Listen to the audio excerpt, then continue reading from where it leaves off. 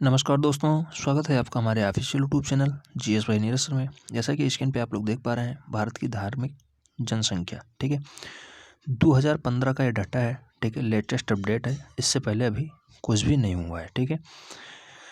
तो धार्मिक जनसंख्या से अक्सर क्वेश्चंस पूछे जाते हैं। साथ ही साथ जो जनगणना हुई थी, जनगणना 2011 की हुई है, ठीक है, और ये 15वें क्रम की थी। इससे भी रिलेटेड कुछ महत्वपूर्ण फैक्ट्स देखेंगे, साथ ही साथ इसका भी डाटा देखेंगे। विश्व में कौन सा देश कितने % बढ़ा है, उसकी जनसंख्या वर्तमान में क्या है, इनका क्रम क्या है, ठीक है। जैसे चीन, Bharat, America, Indonesia, Brazil, Pakistan, Nigeria, Bangladesh. इन्हीं के साथ साथ उत्तर प्रदेश में भी देखेंगे। तो उत्तर प्रदेश, महाराष्ट्र, बिहार, पश्चिम बंगाल, आंध्र प्रदेश या फिर हैदराबाद हो जाए, इन सारे शहरों के बारे में बात करेंगे, ठीक है। आइए देखते हैं। सबसे पहले बात करेंगे भारत की धार्मिक जनगणना की। तो ये जनसंख्या है 2015 का लेटेस्ट अपडेट है। हिंदू वर्तमान में इनकी संख्या है 96.63 करोड़, ठीक है, 96.63 करोड़ वर्तमान में हिंदुओं की संख्या है। अगर ओवरऑल परसेंटेज की बात करते हैं तो 79.8% है, ठीक है, 79.8%।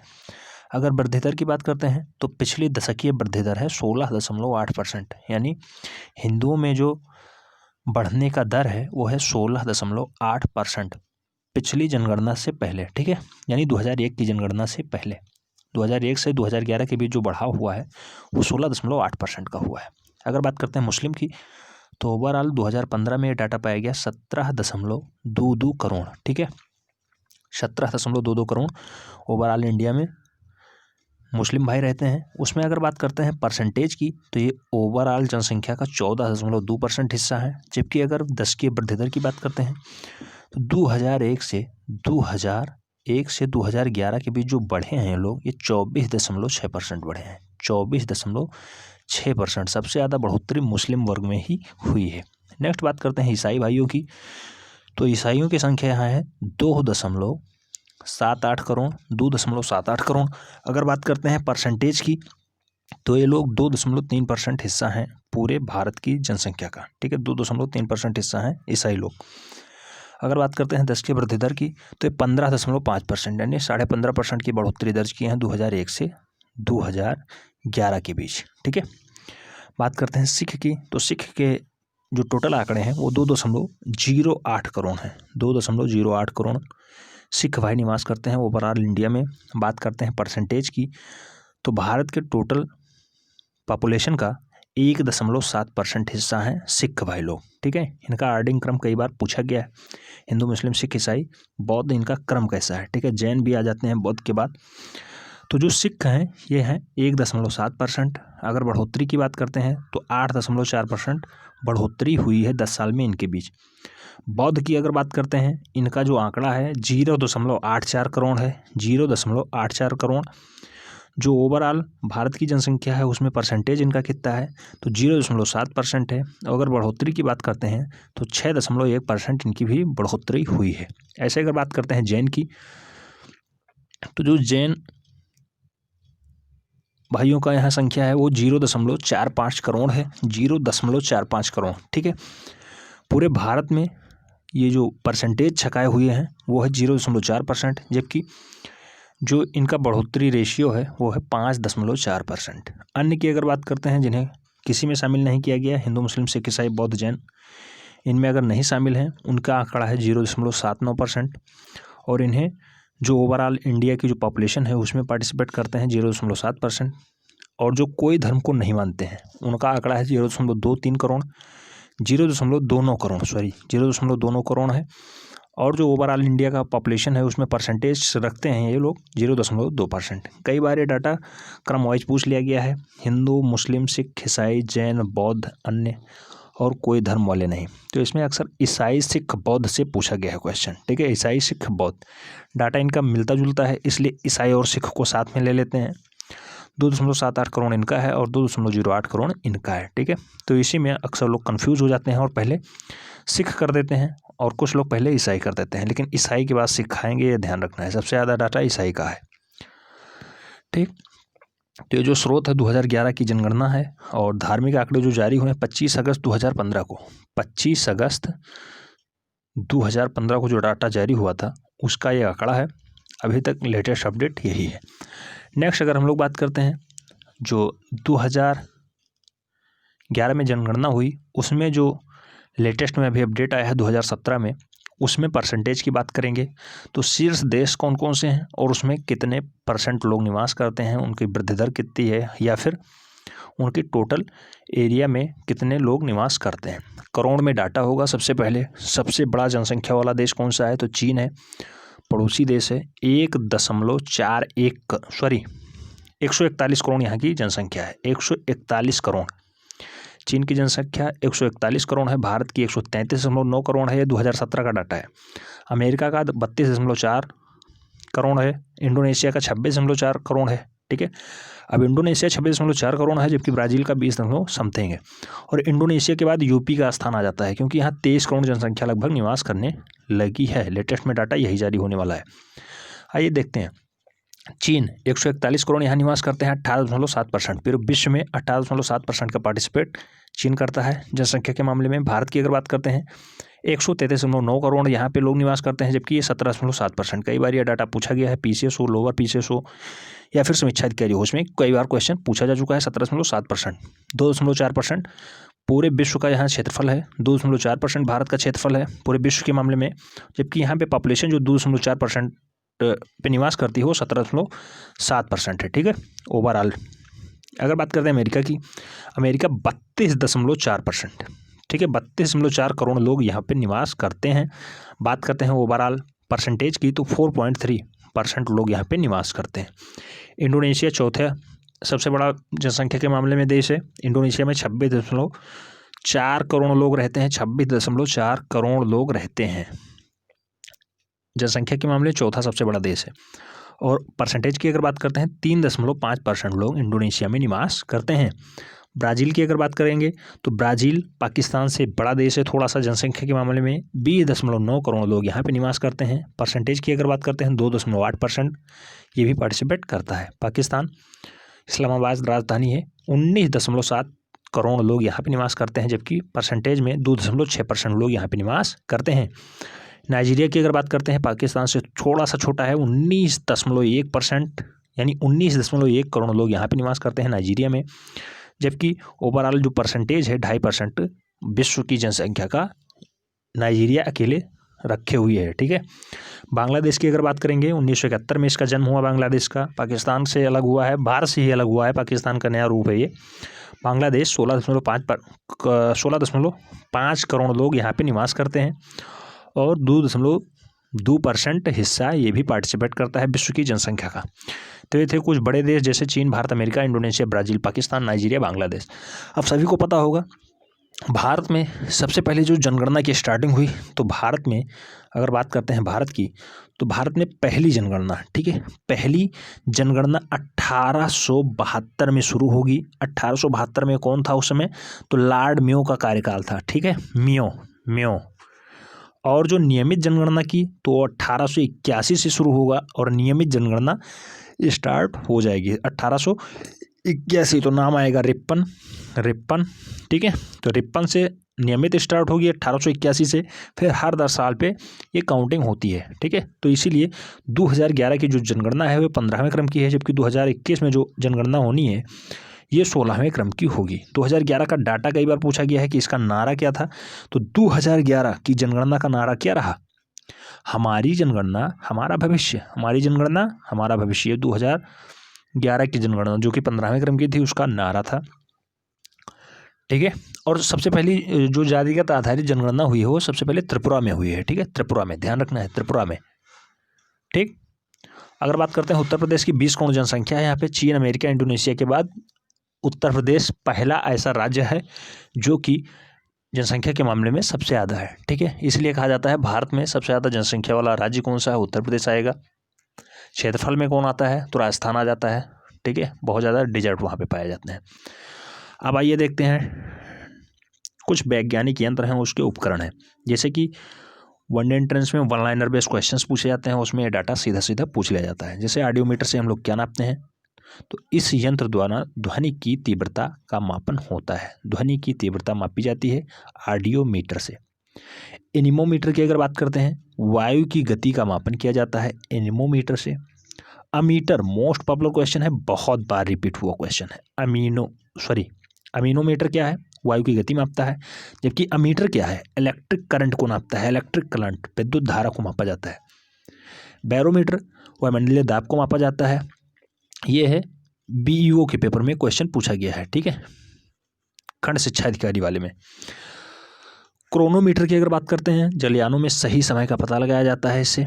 और क्रेस्कोग्राफ क्या होता है, तो ये पौधे की वृद्धि, ग्रोथ को बताता है, पौधा कितना बढ़ा घटा, ये क्रेस्कोग्राफ से पता चलता है। फैदोमीटर की अगर बात करते हैं हम लोग, तो समुद्र की गहराई का मापक करता है फैदोमीटर, ठीक है, समुद्र की गहराई मापने का कार्य करता है फैदोमीटर। अगर गाइगर मूलक या गाउगर काउंटर की बात करते हैं, तो ये रेडियो एक्टिव स्रोत से निकलने वाली जो विकिरण है, रेडिएशन है, उसकी गणना करता है गाइगर मूलर काउंटर, ठीक है।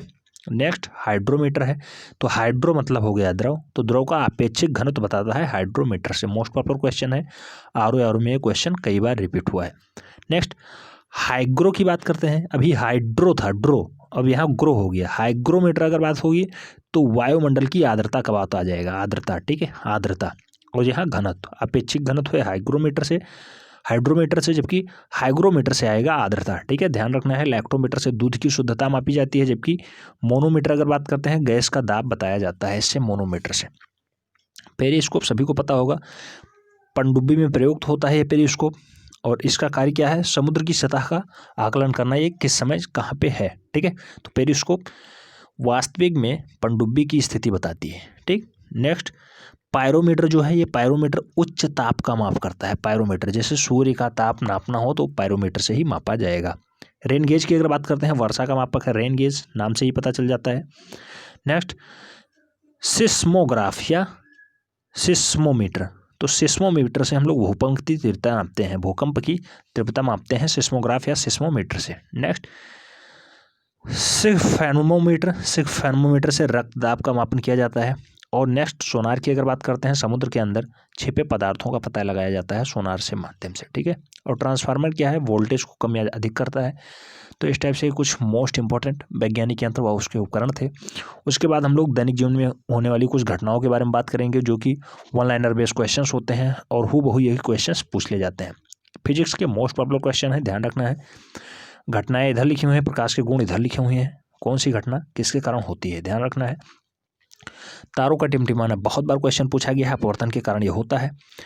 जल से भरे पात्र में पड़े सिक्के का ऊपर उठा नजर आना, अपवर्तन माने झूठा वाला बात, ठीक है। तारों का टिमटिमाना ये अपवर्तन का कारण है।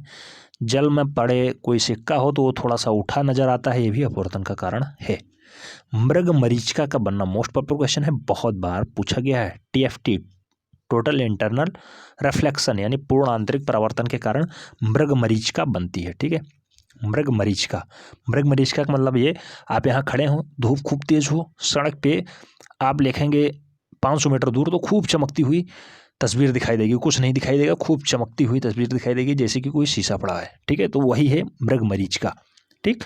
तो मृग मरीचिका का बनना पूर्णांतरिक परावर्तन का कार्य है कि टोटल वहाँ से गिरी और पूरा का पूरा कन्वर्ट हो गई, ठीक, इस टाइप से। जैसे जल का तालाब कम गहरा दिखाई देना, ये भी अपवर्तन, झूठा जो कार्य है एकदम झूठा दिख रहा हो वो है अपवर्तन, ठीक है। जल के तालाब का कम गहरा दिखाई देना अपवर्तन का कारण होता है। हीरे का चमकना पूर्ण आंतरिक परावर्तन है। टोटल इंटरनल रिफ्लेक्शन, जो प्रकाश उस पर पड़ी सीधे सीधे ऊपर निकल गई, तो जो जिस फेस पे पड़ेगी वो बिल्कुल चमकेगा, बहुत ज़्यादा चमकेगा, उसमें आप कुछ बता नहीं सकते, इसलिए उसे कहा जाता है पूर्णांतरिक परावर्तन। देखने के लिए प्लेलिस्ट फॉलो कर सकते हैं बहुत अच्छे से, केशकत्व और ये डाटा हमने समझाया था। नेक्स्ट प्रकाश तंतु का कार्य करना, प्रकाश तंतु जो कार्य करता है वो पूर्ण आंतरिक परावर्तन पे कार्य करता है, यानी ऑप्टिकल फाइबर, ठीक है, ये पूर्ण आंतरिक परावर्तन पे ही कार्य करता है। आकाश का नीला दिखाई देना, फिर प्रकीर्णन की बात आएगी, मोस्ट पॉपुलर क्वेश्चन है, बहुत बार रिपीट हुआ है। प्रकीर्णन के कारण आकाश का रंग नीला दिखाई देता है। नेक्स्ट डाटा है सुबह शाम को सूर्य का लाल दिखना, सुबह शाम सूर्य को लाल दिखना, यह है प्रकीर्णन के कारण। आकाश का नीला दिखाई देना प्रकीर्णन का कारण है। पानी के बुलबुले का नीला दिखाई देना, ये व्यतिकरण के कारण होता है, व्यतिकरण, ठीक है। पानी के सतह पर पड़े मिट्टी के तेल का रंगीन दिखाई देना, ये भी व्यतिकरण का ही उदाहरण है। CD का रंगीन दिखाई देना विवर्तन का उपकरण है, यानी विवर्तन का कारण है। प्राथमिक इंद्रधनुष यानी जो लाल रंग का बाहर होता है और बैगनी अंदर होता है, उसमें 2 बार अपवर्तन तथा 1 बार परावर्तन होता है। द्वितीयक इंद्रधनुष की अगर बात करते हैं, बैगनी रंग बाहर होता है तथा लाल रंग अंदर हो जाता है, इसे सेकेंडरी रेनबो कहते हैं। 2 बार अपवर्तन तथा 2 बार परावर्तन होता है, जबकि प्राथमिक में 1 बार परावर्तन होता है। ध्यान रखना है, प्राथमिक में 1 बार परावर्तन और द्वितीयक में 2 बार परावर्तन हो जाता है। नेक्स्ट जो अनुप्रयोग है, साबुन के पतले झाग में चमकदार रंगों का दिखना। साबुन के पतले झाग में जब आप निरमों को किसी बाल्टी में घोलते होंगे तो चमकदार दिखाई देता है, ध्यान रखना है। तो व्यतिकरण का उदाहरण है। और एक बहुलित परावर्तन भी इसे कहा जाता है, व्यतिकरण को, ठीक है। खतरे के चिन्ह का लाल होना, ये लाल रंग का प्रकीर्णन सबसे कम होता है, इसलिए इसका प्रयोग किया जाता है। नेक्स्ट, कांच में आई दरार चमकने लगती है, जिसे हम लोग टोटल इंटरनल रिफ्लेक्शन के नाम से जानते हैं। पूर्णांतरिक परावर्तन के कारण ऐसा हो पाता है। जल में पड़ी हुई परखनली चमकीली दिखाई देती है, ये भी पूर्णांतरिक परावर्तन के कारण होता है। कालिक का पोता गोला जल में चमकता है, ये भी पूर्णांतरिक परावर्तन के कारण ही हो पाता है, ठीक है। तो इस टाइप से कुछ मोस्ट इंपॉर्टेंट क्वेश्चंस थे, वन लाइनर बेस्ड थे, जो कि साइंस से रिलेटेड थे। एनटीपीसी के लिए मोस्ट इंपॉर्टेंट है, ग्रुप डी के लिए भी मोस्ट पॉपुलर क्वेश्चंस हैं। अब हम लोग बात करेंगे कुछ महत्वपूर्ण मात्रक की और उसकी भौतिक राशियों की, जैसे कि प्रकाश वर्ष, नाम सुनते ही पता चल जाएगा दूरी का मात्रक है। प्रकाश वर्ष दूरी मापता है। खगोलीय मात्रक है दूरी। पारसेक, ये भी दूरी को मापता है। एंगस्ट्रॉम की अगर बात करते हैं, प्रकाश की तरंग दैर्ध्य को एंगस्ट्रॉम से हम लोग व्यक्त करते हैं, ये भी इसका मात्रक है, प्रकाश की तरंग दैर्ध्य का। डेसिबल की अगर बात करते हैं, ध्वनि की तीव्रता को बताता है, डेसिबल उसका मात्रक है। नाटिकल मील समुद्री दूरी को मापता है, समुद्री दूरी को, जबकि नाट जो है वो समुद्री गति को मापता है, नाट समुद्री गति को मापता है। प्रकाश वर्ष दूरी को मापता है, खगोलीय मात्रक दूरी को मापता है, पारसेक दूरी को मापता है, ठीक है, दूरी को। नाटिकल मील समुद्री दूरी को मापता है। नाट समुद्री गति को मापता है, नाट समुद्री गति को मापता है। फैदम समुद्री गहराई को बताता है, फैदम समुद्री गहराई को बताता है। डायप्टर जो है लेंस की क्षमता को बताता है, डायप्टर जो है लेंस की क्षमता को बताता है। पास्कल जो है दाब को बताता है, पास्कल दाब का मात्रक है।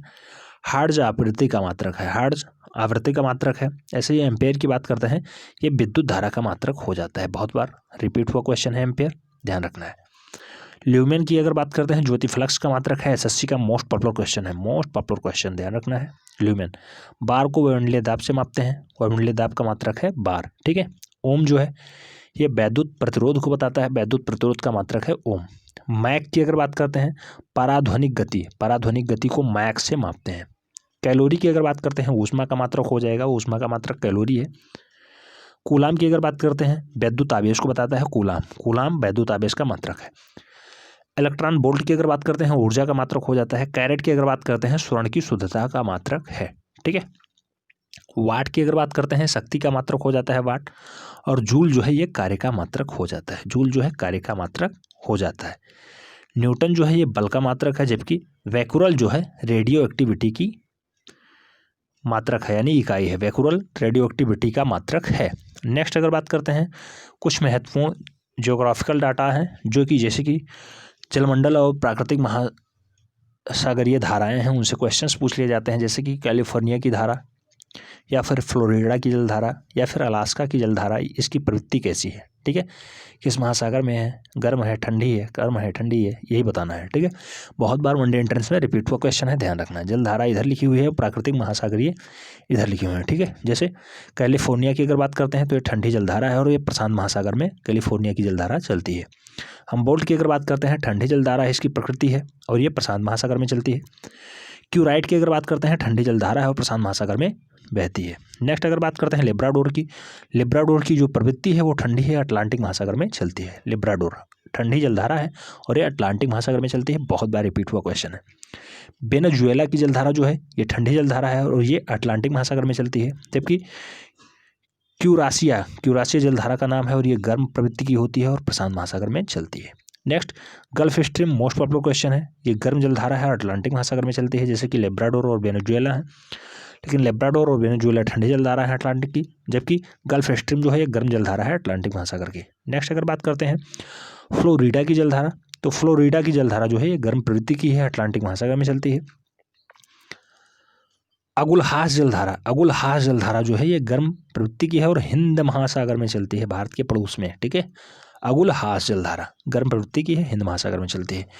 मोजाम्बिक जलधारा की अगर बात करते हैं, गर्म प्रवृत्ति की है, ये भी हिंद महासागर में चलती है। जबकि इरमिंजर जलधारा जो है ये गर्म प्रवृत्ति की है, अटलांटिक महासागर में चलती है, ध्यान रखना है।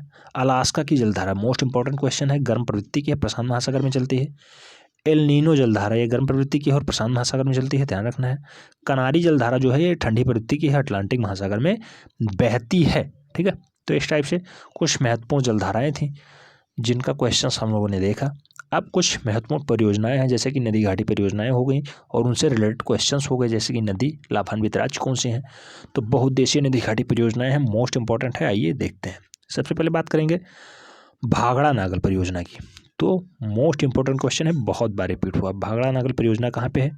तो सतलज नदी पे है। इससे लाभान्वित होने वाले राज्य पंजाब, हरियाणा और हिमाचल प्रदेश हैं। हिमाचल प्रदेश, पंजाब, हरियाणा, हिमाचल प्रदेश सतलज नदी द्वारा लाभान्वित होते हैं भाखड़ा नागल परियोजना से। ब्यास परियोजना की अगर बात करते हैं, ब्यास नदी पे है, राजस्थान, पंजाब, हरियाणा ये लाभान्वित राज्य हैं ब्यास परियोजना से। ठीक है, ब्यास नदी से ब्यास परियोजना। दामोदर घाटी परियोजना ये दामोदर नदी पे है, झारखंड और पश्चिम बंगाल इससे लाभान्वित हो पाते हैं। हीराकुंड बांध की अगर बात करते हैं, महानदी पे है, उड़ीसा में है। उड़ीसा, नवीन पटनायक, गणेशी लाल, ध्यान रखना है, नवीन पटनायक वहाँ के मुख्यमंत्री हैं और जबकि गणेशी लाल वहाँ के राज्यपाल हैं। कई बार क्वेश्चन पूछा जा चुका है। चंबल परियोजना की अगर बात करते हैं, चंबल नदी पे है, राजस्थान और मध्य प्रदेश इससे लाभान्वित हो पाते हैं। तुंगभद्रा परियोजना की अगर बात करते हैं, ये तुंगभद्रा नदी पे है और तुंगभद्रा नदी पे तुंगभद्रा परियोजना है और लाभान्वित राज्य हैं आंध्र प्रदेश और कर्नाटका। मयूराक्षी परियोजना मोस्ट इंपॉर्टेंट है, बहुत बार रिपीट हुआ है मयूराक्षी परियोजना। ये मयूराक्षी नदी पे है, पश्चिम बंगाल में पड़ती है। ठीक है, ममता बनर्जी जी की सरकार है। नेक्स्ट बात करते हैं नागार्जुन परियोजना की। तो नागार्जुन परियोजना कृष्णा नदी पे है, ध्यान रखना है, कई बार मिलान करने को दिया गया है। भाखड़ा नागल परियोजना सतलज नदी पे पड़ती है। तुंगभद्रा परियोजना तुंगभद्रा पे पड़ती है। दामोदर घाटी परियोजना दामोदर नदी पे पड़ती है। ऐसे ही अगर बात करते हैं नागार्जुन परियोजना, तो ये कृष्णा नदी पे पड़ती है, ध्यान रखना है, आंध्र प्रदेश इससे लाभान्वित हो पाता है। कोसी परियोजना की अगर बात करते हैं, कोसी नदी पे पड़ती है। कोसी बिहार की शोक कहलाती है क्योंकि बिहार में सबसे ज़्यादा बाढ़ कोसी नदी से ही आता है और कोसी निकलती कहाँ से है? नेपाल से। तो कोसी परियोजना जो है इससे लाभान्वित होने वाले राज्य हैं बिहार और साथ ही साथ एक पड़ोसी देश भी है नेपाल, ये लाभान्वित हो पाता है। गंडक नदी घाटी परियोजना जो है गंडक नदी पे है और बिहार और नेपाल इससे भी लाभान्वित हो पाते हैं। फरक्का परियोजना मोस्ट इंपॉर्टेंट है, बहुत बार पूछा गया है, गंगा पे है फरक्का परियोजना, ध्यान रखना है, कई बार यही पूछ लिया गया है फरक्का परियोजना किस नदी पे है? तो गंगा पे है। इसके लाभान्वित होने वाले राज्य कौन से हैं? तो ये पश्चिम बंगाल अकेला ऐसा राज्य है। ठीक है, नेक्स्ट काकरापारा परियोजना जो है, ये काकरापारा परियोजना ताप्ती नदी पे है। ताप्ती नदी कहाँ बहती है? गुजरात में। इससे लाभान्वित होने वाला राज्य कौन सा होगा? गुजरात होगा। ठीक है, नेक्स्ट तवा परियोजना जो है तवा नदी पे है, मध्य प्रदेश इससे लाभान्वित हो पाता है। इंदिरा गांधी नहर परियोजना ये किस नदी पे है? तो ये सतलज नदी पे है, सतलज। ठीक है, सतलज पे एक और परियोजना आपने देखा था, भाखड़ा नागल बांध परियोजना, ध्यान रखना है, पंजाब, हरियाणा, हिमाचल प्रदेश इससे लाभान्वित हो पाते थे। तो इंदिरा गांधी नहर परियोजना सतलज नदी पे है, राजस्थान, पंजाब और हरियाणा इससे लाभान्वित हो पाते हैं इंदिरा गांधी नहर परियोजना से, ध्यान रखना है। उकाई परियोजना ताप्ती नदी पे है, गुजरात लाभान्वित हो पाता है इससे। रिहंद योजना जो बांध है ये रिहंद उत्तर प्रदेश में पड़ता है और उत्तर प्रदेश इससे एकमात्र लाभान्वित होने वाला राज्य है। इडुक्की परियोजना की बात करते हैं, बहुत बार क्वेश्चन पूछा गया है। तो पेरियार नदी पे है, पेरियार नदी पे इडुक्की परियोजनाएं चलाई जाती हैं और ये केरला इससे लाभान्वित हो पाता है। केरला 94% साक्षरता के साथ पूर्ण साक्षर राज्य घोषित हो चुका है, ध्यान रखना है, 94% साक्षरता के साथ केरला पूर्ण साक्षर राज्य घोषित है। टिहरी बांध परियोजना कहाँ पे है? ये भागीरथी नदी उत्तराखंड में बहती है, तो उत्तराखंड इसका एकमात्र लाभान्वित राज्य है। टिहरी बांध परियोजना भागीरथी नदी पे है, ध्यान रखना है। माता टीला परियोजना ये बेतवा नदी पे है, उत्तर प्रदेश और मध्य प्रदेश इससे लाभान्वित हो पाते हैं। कायना परियोजना कोयना नदी पे है, महाराष्ट्र इससे लाभान्वित हो पाता है। उद्धव ठाकरे वर्तमान में यहाँ के सीएम हैं और भगत सिंह कोश्यारी यहाँ के गवर्नर है। ठीक है, सतलज परियोजना की अगर बात करते हैं, रावी नदी पे है सतलज परियोजना और ये पंजाब इससे लाभान्वित हो पाता है। नाथपा और झाकरी परियोजना संयुक्त रूप से परियोजनाएं हैं। नाथपा और झाकरी परियोजना सतलज नदी पे ये भी है और हिमाचल प्रदेश इससे लाभान्वित हो पाता है। नेक्स्ट नर्मदा सागर परियोजना की अगर बात करते हैं, तो नर्मदा सागर परियोजना नर्मदा नदी पे है, मध्य प्रदेश और गुजरात इससे लाभान्वित हो पाते हैं। राणा सागर परियोजना की अगर बात करते हैं, चंबल नदी पे है और राजस्थान इससे लाभान्वित हो पाता है। जवाहर सागर परियोजना की अगर बात करते हैं चंबल नदी पे है, मध्य प्रदेश इससे लाभान्वित हो पाता है। गांधी सागर परियोजना की अगर बात करते हैं चंबल नदी पे है, मध्य प्रदेश इससे लाभान्वित हो पाता है। दुलहस्ती परियोजना तो ये चिनाब नदी पे है और जम्मू कश्मीर इससे लाभान्वित हो पाता है, ठीक है। दुलहस्ती परियोजना चिनाब नदी। शिव समुद्रम जलप्रपात कई बार पूछा गया है और शिव समुद्रम परियोजनाएं पूछी गई हैं। ये कावेरी नदी पे है और कर्नाटका इससे लाभान्वित हो पाता है, ध्यान रखना है। जो मोस्ट इंपॉर्टेंट क्वेश्चंस हैं वो राणा सागर परियोजना हो गया चंबल नदी पे, ठीक है, और नर्मदा परियोजना हो गया नर्मदा नदी पे, रिहंद परियोजना हो गया रिहंद नदी पे, फरक्का परियोजना हो गया गंगा नदी पे, और नागार्जुन परियोजना हो गया कृष्णा नदी पे। बहुत बार क्वेश्चन पूछा गया है, नागार्जुन परियोजना कृष्णा नदी पे है, चंबल परियोजना चंबल नदी पे है, हीराकुंडा बांध परियोजना महानदी पे है, और दामोदर घाटी परियोजना दामोदर नदी पे है, और भाखड़ा नागलपात परियोजना सतलज नदी पे है। इनसे खूब क्वेश्चंस पूछे गए हैं, ठीक है, तो इन्हें एकदम रट के रखना है। नेक्स्ट टाइम पे हम लोग बात करते हैं कुछ प्रमुख राष्ट्रीय उद्यानों की और अभ्यारण्यों की। कौन से वन्यजीव वहाँ पे निवास करते हैं, इनसे भी क्वेश्चंस पूछ लिए गए हैं। किस प्रांत में है वो उद्यान या अभ्यारण्य, इससे भी क्वेश्चंस पूछे गए हैं। तो इन पे हम लोग भरोसा करते हुए इन्हें पढ़ते हैं। तो उद्यान या फिर अभ्यारण्य इधर लिखे हुए हैं, जैसे कि पहला अभ्यारण्य है कांजीरंगा राष्ट्रीय उद्यान। ये कहाँ पड़ेगा, असम में पड़ेगा, जोरहाट असम में, ठीक है। एग्जैक्ट लोकेशन नहीं पूछता लेकिन राज्य जरूर पूछ लेता है। तो कांजीरंगा राष्ट्रीय उद्यान असम में है। चीता जंगली सूअर के लिए ये फेमस है। मानस राष्ट्रीय उद्यान मोस्ट इम्पोर्टेंट है, बारपेट असम में ये भी है। चीता भालू और हाथी के लिए मानस राष्ट्रीय उद्यान फेमस है। नामदफा वन्यजीव अभ्यारण्य जो है ये तिरता अरुणाचल प्रदेश में पड़ता है। हाथी हिरण सांभर के लिए फेमस है। चंद्रप्रभा अभ्यारण्य मोस्ट इम्पोर्टेंट है, वाराणसी उत्तर प्रदेश में पड़ता है। तेंदुआ भालू और सांभर के लिए फेमस है चंद्रप्रभा अभ्यारण्य। दुधवा राष्ट्रीय उद्यान जो है लखीमपुर खीरी उत्तर प्रदेश में पड़ता है। बाघ चीता और नीलगाय के लिए फेमस है। जिम कार्बेट राष्ट्रीय उद्यान जो है ये नैनीताल उत्तराखंड में पड़ता है। हाथी हिरण और सांभर के लिए फेमस है। सिमलीपाल वन्यजीव अभ्यारण्य जो है ये सिमलीपाल वन्यजीव अभ्यारण्य जो है ये उड़ीसा में पड़ेगा, मयूरभंज में, ठीक है। मोस्ट इंपोर्टेंट क्वेश्चन है, बहुत बार पूछा जा चुका है। नालापट्टी पश्चिम बिहार कहाँ पे है, तो ये नेल्लोर अरुणाचल प्रदेश आंध्र प्रदेश में है। जबकि वेदांतागल पश्चिम बिहार कहाँ पे है, तो चिंगलपेट तमिलनाडु में है। जलीय पक्षियों के लिए फेमस है वेदांतागल पश्चिम बिहार। बांदीपुर राष्ट्रीय उद्यान कहाँ पे है, तो ये कर्नाटका में है। बांदीपुर जगह है कर्नाटका में, ठीक है। हाथी तेंदुआ और चीतल के लिए फेमस है। रंगाथिटू पश्चिम बिहार कहाँ पे है, मैसूर कर्नाटका में है। पेरियार वन्यजीव अभ्यारण्य कहाँ पे है, इडुक्की केरला में, इडुक्की केरला में, ठीक है। इडुक्की परियोजना भी थी, इससे पहले आपने देखा है, इडुक्की परियोजना भी थी, ठीक है। तो पेरियार वन्यजीव अभ्यारण्य इडुक्की केरला में पड़ता है। चीता हाथी नीलगाय के लिए फेमस है। गिरी राष्ट्रीय उद्यान मोस्ट इंपॉर्टेंट है, गुजरात में पड़ेगा, जूनागढ़ क्षेत्र में। सांभर शेर तेंदुआ के लिए फेमस है गिरी राष्ट्रीय उद्यान। नेक्स्ट जालदापारा वन्यजीव अभ्यारण्य की अगर बात करते हैं, जलपाईगुड़ी ये पश्चिम बंगाल में पड़ता है, ठीक है। सुंदरवन टाइगर रिजर्व की अगर बात करते हैं, 24 परगना ये पश्चिम बंगाल में पड़ेगा। चीता मगरमच्छ और बाघ के लिए फेमस है सुंदरवन टाइगर रिजर्व। पंचमढ़ी वन्यजीव अभ्यारण्य होशंगाबाद ये मध्य प्रदेश का क्षेत्र है, वहाँ पड़ता है पंचमढ़ी वन्यजीव अभ्यारण्य। माधव राष्ट्रीय उद्यान कहाँ पड़ता है, तो शिवपुरी मध्य प्रदेश में पड़ता है। कान्हा किसली राष्ट्रीय उद्यान कहाँ पड़ेगा, तो ये बालाघाट मध्य प्रदेश में पड़ेगा। बांधवगढ़ राष्ट्रीय उद्यान कहाँ पड़ता है, तो बांधवगढ़ जो है शेर तेंदुआ और भालू के लिए फेमस है। सिहडोर मध्य प्रदेश में ये पड़ता है, ठीक है।